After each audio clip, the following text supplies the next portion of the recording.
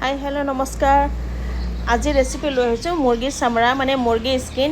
এতিয়া মুৰ্গীৰ স্কিন আলু আৰু বেঙেনা দি বনাইছোঁ। তো দেৰি নকৰাকৈ বলক ভিডিঅ'টো ষ্টাৰ্ট কৰোঁ। এইপিনে কেৰাহীত মই কি কৰিলোঁ, তেল গৰম দি দিলোঁ আৰু এইপিনে পিঁয়াজ কাটি লোৱা পিঁয়াজখিনিকে এইখিনি অলপ ভাজি লৈছোঁ আৰু অলপমান নহৰু খুন্দি লৈছিলোঁ, এইখিনিকেও দি দিলোঁ লগত।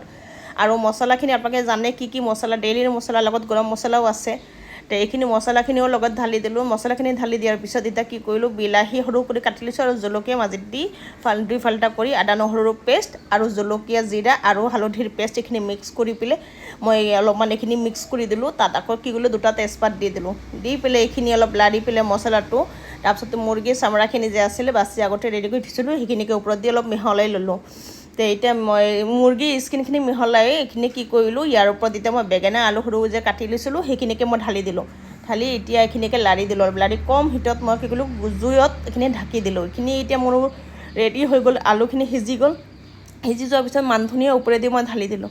এতিয়া আপোনালোকে কওকচোন কেনেকুৱা হৈছে মুৰ্গীৰ স্কিন। তেল একদম অলপেই দিছিলোঁ, এইখিনিতে তেল উঠি গৈছে। আৰু ভিডিঅ'টো ভাল লাগিলে আপোনালোকে কমেণ্ট কৰি জনাব আৰু বেয়া হ'লেও কিবা এটা ক'ব। আজি ভিডিঅ' এইখিনিতে, বাই বাই।